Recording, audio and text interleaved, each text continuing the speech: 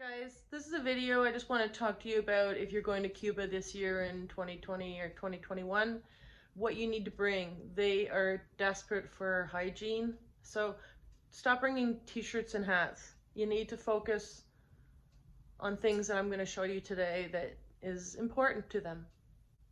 Toothpaste. Yeah, toothpaste is a big one. What about, how would you do without deodorant? Shampoo, conditioner. Oh my god, conditioner. Can you imagine washing your hair with like something worse than dish soap or laundry soap and then having no conditioner?